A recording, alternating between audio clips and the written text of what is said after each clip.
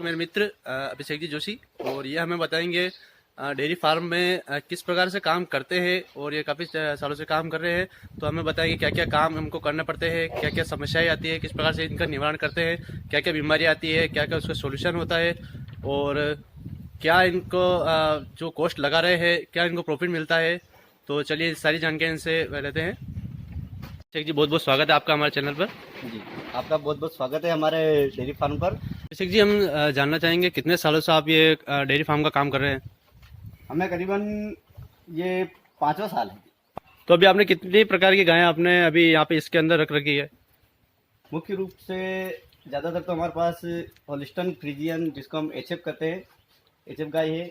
और कुछ एक गिर और थोड़ी एक गिर क्रॉस, 2 गायें ये हैं। और एक बिल्कुल लास्ट में हमारे घर की देसी गाय है, जो हमारी लोकल ब्रीड है मेवाड़ की। अच्छा। उसको नारी नस्ल कहते हैं। नारी नस्ल। नारी नस्ल जी। जो खुला शेड होने का ये फायदा है कि यहाँ पे जैसे ये बगुला घूम रहा है, तो ये क्या है, गाय के जू चीचड़ कुछ भी होता है तो ये स्वतः ही, जिस प्रकार आप देख रहे हैं, हाँ, ये चुन चुन के उनको खा जाते हैं। किसी प्रकार के केमिकल की दवाइयों का यूज हमें नहीं करना पड़ता है। अच्छा। और साफ सफाई के मामले में आज थोड़ा हमारा साफ सफाई का थोड़ा शेड्यूल बिगड़ा हुआ है।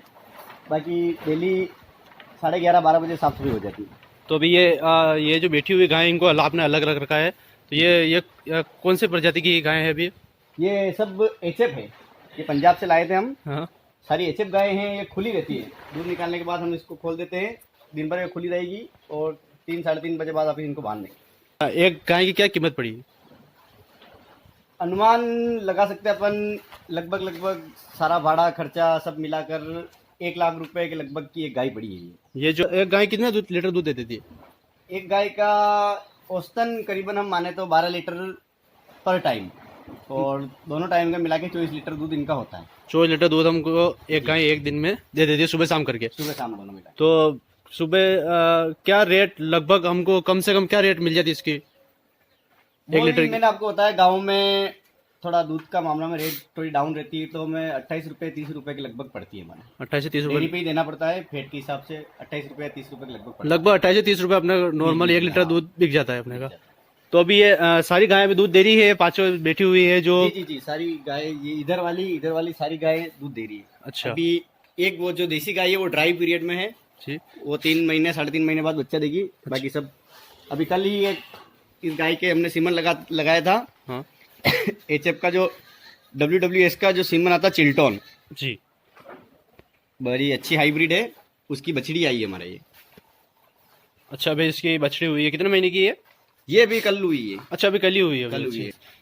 तो ये सीमन आप किसी प्रोफेशनल डॉक्टर वगैरह से, इनसे बाहर से मंगाते होंगे। जी, सीमन स्पेशल हमें मंगवाना पड़ता है, क्योंकि यहाँ जो डॉक्टर आते हैं उनके पास हर टाइम अच्छे सीमन अवेलेबल नहीं रह पाते। तो अगर एक सीमन आपके क्या रेट में गाय को लग जाता है। लगभग 2 प्रकार के सीमन होते हैं। एक तो लगता है नॉर्मल सीमन, जो 500-550 रुपये का चार्ज लगता है, और एक सेक्सेट सीमन आता है, उससे 90% चांस बछड़ी होने के रहते हैं। अच्छा। उसका खर्चा लगभग 2500 रुपये के लगभग आता है। एक इंजेक्शन का 25 रुपये जी। खर्चा आता है। और इनके खिलाने पिलाने के लिए आप क्या क्या। खिलाने के लिए हमने यूट्यूब पर ही वीडियो देख देख के हम सीखे हैं। अच्छा। कहीं ट्रेनिंग लेने नहीं गए हैं। हमने ये लोहे की सली और पाइप लगा के, इसको जुगाड़ कह सकते हैं अपनी भाषा में, हाँ। जुगाड़ बनाए हैं ताकि ये गाय आगे नहीं आ सके और अपने पैरों से, और ये शुक्ला बाटा जो भी होता है, वो गायों की आदत रहती है पैरों में बिगाड़ने की, जी। तो वो बिगाड़ती नहीं। इसमें इनकी गर्दन आएगी, बस यहाँ तक आके खाएंगे। जो एक्स्ट्रा बचा हुआ रहेगा वो यहीं पड़ा रहेगा, शाम को वापिस खा लेंगे। मतलब जब भी इनको भूख लगे तब वो खा सकती वो है, खा सकते हैं, कोई रोक टोक नहीं होती इनके। एक गाय इसके अंदर रहेगी, यहाँ बन जाएगी। हाँ। दूध निकालने के टाइम एक गाय इसके अंदर रहेगी, यहाँ बन जाएगी। तो ये ना तो इसका खा पाती है, ना ये इसका खा पाती है, दोनों अपना अपना ही खाएगी। अच्छा। ये हमारी गिर बछड़ी है। अच्छा। KGHG के राजा बुल का जो सीमन हमने मंगवाया था, उसका रिजल्ट है ये। अच्छा। KGHG कामधेनु सायर जेनेटिक्स, उसके राजा बुल की बछड़ी है, गिर बछड़ी है। ये अभी कितने दिन की हो गई है। ये भी 4 महीने की है। 4 महीने की बछड़ी है। इसको हमने 4 लीटर सुबह और 4 लीटर शाम को दूध पिलाया है पर टाइम। और ये वापिस दूध देने के काबिल होने में 2.5 साल में, 2.5 साल में वापिस ये बच्चा दे देगी अभी। वापिस बच्चा दे देगी। ये बहुत प्यारी नस्ल है गिर। जी। और ये जो पंजाब से गाय लाए उनके एचएफ के बछड़े हैं। एचएफ और गिर का क्रॉस है। ये गिर क्रॉस बछड़ी कहते हैं इसको। गिर क्रॉस। इसकी दूध देने की क्षमता अधिक रहती है और एचएफ जिस प्रकार एचएफ अच्छा दूध देती है वैसे ये भी अच्छा दूध देती है। और जिस प्रकार गिर की फेट अच्छी आती है जी, तो दूध अच्छा और फेट भी अच्छी रहती है, इसको गिर क्रॉस कहते हैं। और हमने ये बोतल रख रखी है दूध पिलाने के लिए बच्चों को, क्योंकि बच्चे जिस प्रकार से थन से दूध पीते हैं तो बच्चे की एक आदत रहती है कि एक थन में जब तक दूध आता है वो दूसरे थन को नहीं पीते, उसे एक ही एक थन को पीते हैं। और धीरे धीरे उनके माइंड में सेट हो जाता है कि उनको वही थन पीना है। तो थन का जो शेप रहता है, एचएफ के मामले में हम मानते हैं थन चारों थन एक जैसे होने चाहिए ताकि मशीन से दूध अच्छा निकल पाए। तो बच्चे जब एक ही एक थन पीते तो वो एक थन थोड़ा लंबा और ख़राब हो जाता है, बाकी तीनों थन छोटे रह जाते हैं। तो हम बच्चों को थन से दूध नहीं पिलाते, दूध निकालने के बाद इस बोतल से सारे बच्चों को बोतल से ही दूध पिलाते हैं। और एक हमने केमिकल रख रखा है ताकि क्या थन दूध निकालने के बाद हम उसको थन के इसको लगा देते हैं। इससे क्या है, जिस प्रकार की मास्टाइटिस की समस्या होती है जिसमें गायों के थनों में सूजन आती है, खून आते हैं और दर्द होता है, दूध नहीं निकालने देती है, वो समस्या इस केमिकल से नहीं आती। थनों में इधर प्रॉब्लम होती है। हमने गायों के बैठने के लिए पक्का सीसी कर रखा है, उसके ऊपर ये मिट्टी डाल रखी है। और इस साइड में हमने कच्चा रख रखा है ताकि गाय खुली रहे, आधी धूप आधी छाँव किसी भी प्रकार से गाय की इच्छा के अनुसार वो बैठ सकती है, ऐसा नहीं है। तो अभिषेक जी, हमने देखा आते से यहाँ पे एक दूध निकालने की मशीन लगी हुई है, तो ये अभी आप वर्तमान कंडीशन में आपने चालू रख रखी है? जी, हमने अभी लगवाई है महीने 2 महीने पहले। हाँ।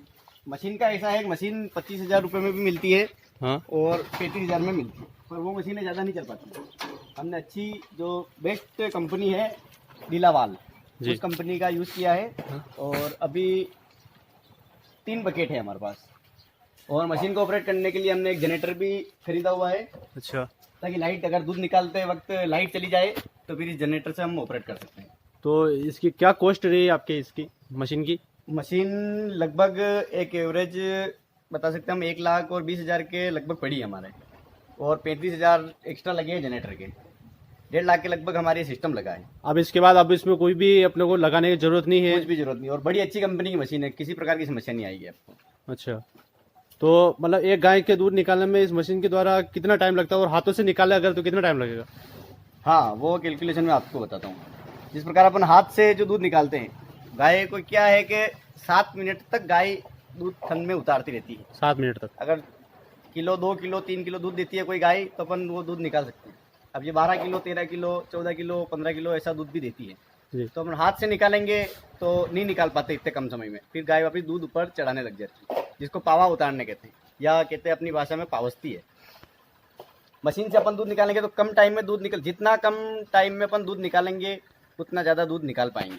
अच्छा। हाथ से दूध निकालने में समय लगता है तो अपन दूध कम निकाल पाते हैं, और वही काम मशीन से करते हैं तो जल्दी निकल जाता है। ये गायों के थनों में लगाया जाता है। सेटर नहीं, इसको क्या बोला जाता है? इसको कल सेटर कहते हैं। अच्छा। ये गाय के थनों में लगाया जाता है, चारों थन में लगता है। अच्छा। और इसको पल सेटर कहते हैं। पल सेटर। पल सेटर। और ये नीचे जो लगी हुई है कैन, इसको बकेट कहते हैं। जो दूध इकट्ठा होता है, दूध इसमें से इस थनों में से निकल के थन इसमें से निकलेगा, इस नली के माध्यम से इस बकेट के अंदर आएगा। इकट्ठा हो जाएगा, और इससे गायों को कोई परेशानी, किसी प्रकार की कोई समस्या नहीं रहती है। ये रबर का लगा हुआ काफी सॉफ्ट है, या फिर कोई जलन वलन का या चोट लगने का किसने वैक्यूम से दूध निकलता है, किसी प्रकार की कोई समस्या नहीं है। वैक्यूम के द्वारा इसमें वैक्यूम प्रेशर से, वैक्यूम प्रेशर से इसको और दूध खींचा जाता वो है। एक वैक्यूम मीटर लगा हुआ है, उस मीटर में हम चेक कर सकते हैं कि वैक्यूम का परसेंटेज कितना है। अच्छा, तो इसको घटा बढ़ा भी सकते हैं अपन? जी जी जी, बिल्कुल घटा सकते हैं, बढ़ा सकते हैं। इस प्रकार दूध निकाला जाता है।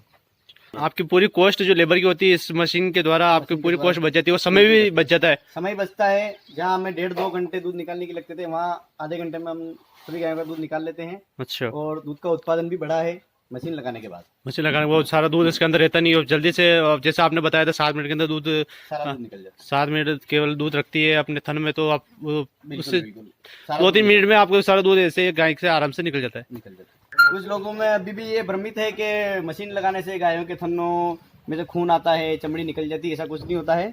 अच्छा। जिस प्रकार अपने हाथ से जो दूध निकालता है ऐसे ऐसे करके जी, उसी प्रकार एयर प्रेशर से भी उनके थन दबते जाते हैं और दूध निकलता जाता है। मतलब गाय को कोई समस्या कोई प्रॉब्लम नहीं होती गायों को। नहीं। अभिषेक जी, आपने हमें बहुत अच्छी अच्छी जानकारी दी है, उसके लिए बहुत बहुत धन्यवाद।